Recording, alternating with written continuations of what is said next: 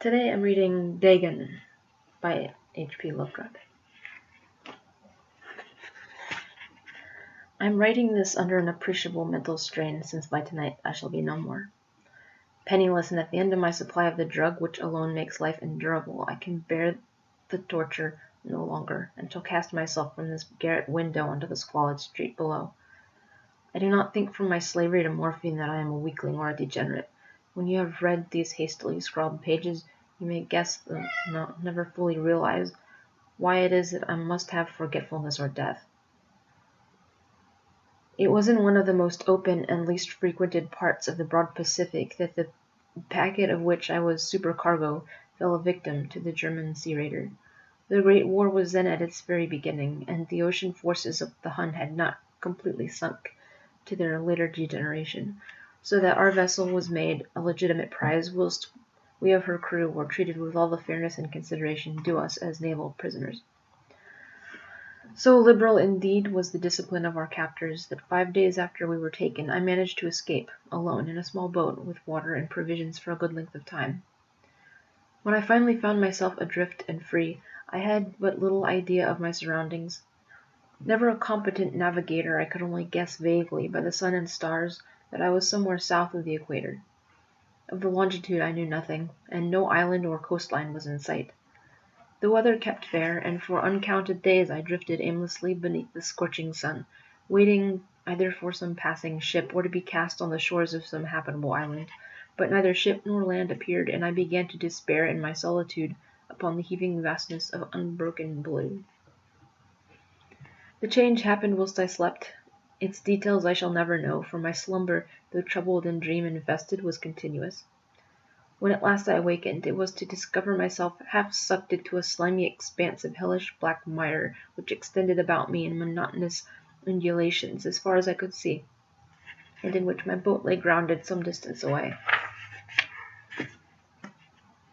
Though one might well imagine that my first sensation would be of wonder at so prodigious and unexpected transformation of scenery, I was in reality more horrified than astonished, for there was in the air and in the rotting soil a sinister quality which chilled me to the very core. The region was putrid with the carcasses of decaying fish and other less describable things, which I saw protruding from the nasty mud of the unending plain. Perhaps I should not hope to convey in mere words the unutterable hideousness that can dwell in absolute silence and barren immensity. There was nothing within hearing, and nothing in sight save a vast reach of black slime, yet the very completeness of the stillness and the homogeneity of the landscape oppressed me with a nauseating fear.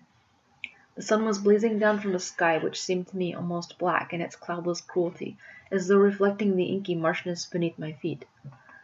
As I crawled into the stranded boat, I realized that only one theory could explain my position.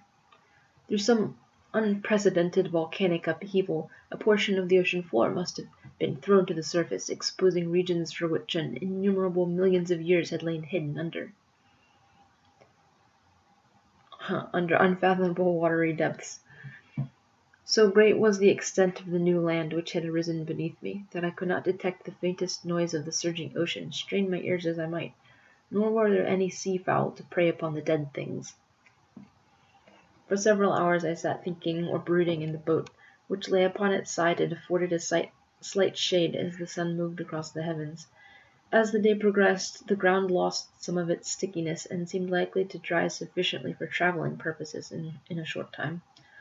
That night I slept but little, and the next day I made for myself a pack containing food and water, preparatory to an overland journey in search of the vanished sea and possible rescue. On the third morning I found the soil dry enough to walk upon with ease. The odor of the fish was maddening, but I was too much concerned with graver things to mind so slight an evil, and set out boldly for an unknown goal. All day I forged steadily westward, guided by a wayward hummock which rose higher than any other elevation on the rolling desert. That night I encamped, and on the following day still travelled towards the hummock, though that object seemed scarcely nearer than when I had first espied it. By the fourth evening I attained the base of the mound, which turned out to be much higher than it had appeared from a distance. An intervening valley set it out in sharper relief from the general surface. Too weary to ascend, I slept in the shadow of the hill. "Oh I touched my face!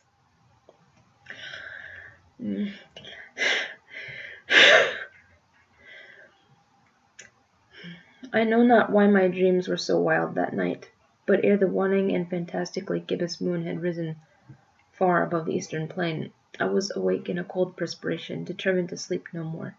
Such visions as I had experienced were too much for me to endure again, and in the glow of the moon I saw how unwise I had been to travel by day. Without the glare of the parching sun, my journey would have cost me less energy. Indeed, I now felt quite able to perform the ascent, which had deterred me at sunset. Picking up my pack, I started for the crest of the eminence.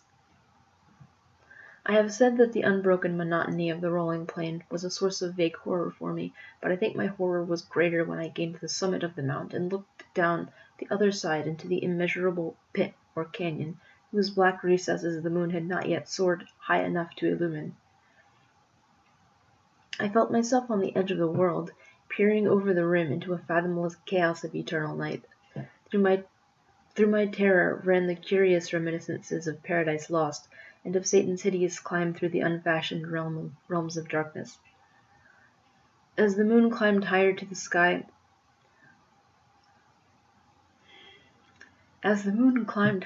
the sky, I began to see that the slopes of the valley were not quite so perpendicular as I had imagined. Ledges and outcroppings of rock afforded fairly easy footholds for a descent, whilst after a drop of a few hundred feet, the declivity became very gradual.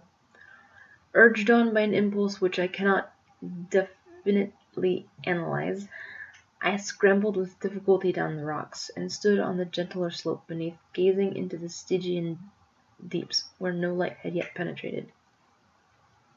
All at once my attention was captured by a vast and singular object on the opposite slope, which rose steeply about 100 yards ahead of me, an object that gleamed whitely in the newly bestowed rays of the ascending moon.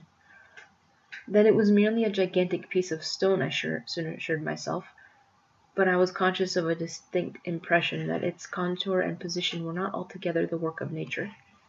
A closer scrutiny filled me with sensations I cannot express, for despite its enormous magnitude and its position in an abyss which had yawned at the bottom of the sea since the world was young, I perceived beyond a doubt that the strange object was a well-shaped monolith, whose strange bulk had known the workmanship and perhaps the worship of living and thinking creatures.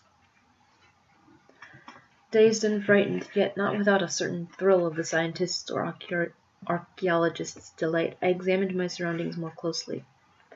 The moon, now near the zenith, shone weirdly and vividly above the towering steeps that hemmed in the chasm, and revealed the fact that a far-flung body of water flowed at the bottom, winding out of sight in both directions, and almost lapping my feet as I stood on the slope. Across the chasm, the wavelets washed the base of the Cyclopean monolith, on whose surface I could now trace both inscriptions and crude sculptures. The writing was in a system of hieroglyphics unknown to me, and unlike anything I had ever seen in books, consisting for the most part of conventionalized aquatic symbols, such as fishes, eels, octopi, crustaceans, mollusks, whales, and the like. Several characters obviously represented marine things, which are unknown to the modern world, but whose decomposing forms I had observed on the ocean-risen plain. It was the pictorial carving, however, that did the most to hold me spellbound. Plainly visible across the intervening water on account of their enormous size were an array of bas-reliefs whose subjects would have excited the envy of a Dore. I think that these things were supposed to depict men, at least a sort of men, though the creatures were shown disporting like fishes in the waters of some marine grotto, or paying homage at some monolithic shrine which appeared to be under the waves as well. Of their faces and forms I dare not speak in detail, for the mere remembrance makes me grow faint. Grotesque beyond the imagination of a Poe or a Bulwer, they were damnably human in general outline, despite webbed hands and feet, shockingly wide and flabby lips, glossy bulging eyes, and other features less pleasant to recall. Curiously enough, they seemed to have been chiseled badly out of proportion with their scenic background, for one of the creatures was shown in the act of killing a whale, represented as but a little larger than himself. I remarked, as I say, their grotesqueness and strange size, but in a moment decided that they were merely the imaginary gods of some primitive fishing or seafaring tribe, some tribe whose last descendant had perished eras before the first descendant of the Piltdown or Neanderthal man was born. Awestruck at this unexpected glimpse into a past beyond the conception of the most daring anthropologist, I stood musing whilst the moon cast queer reflections on the silent channel before me. Then suddenly I saw it. With only a slight churning to mark its rise to the surface, the thing slid into view above the dark waters. Vast, Polyphemus-like and loathsome, it darted like a stupendous monster of nightmare towards the monolith, about which it flung its giant scaly arms, while it bowed its hideous head and gave vent to certain measured sounds. I think I went mad then. Of my frantic ascent of the slope and cliff, and of my delirious journey back to the stranded boat, I remember little. I believe I sang a great deal and laughed oddly when I was unable to sing. I have distinct recollections of a great storm some time after I reached the boat. At any rate, I know that I heard peals of thunder and other tones which nature utters only in her wildest moods. When I came out of the shadows, I was in a San Francisco hospital, brought thither by the captain of an American ship, which had picked up my boat in mid-ocean. In my delirium I had said much, but found that my words had been given scant attention. Of any land upheaval in the Pacific my rescuers knew nothing, nor did I deem it necessary to insist upon a thing which I knew they could not believe.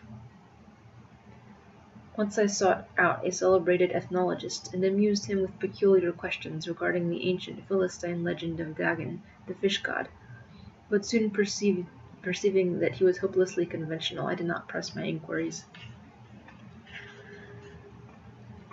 It is at night, especially when the moon is gibbous and waning, that I see the thing.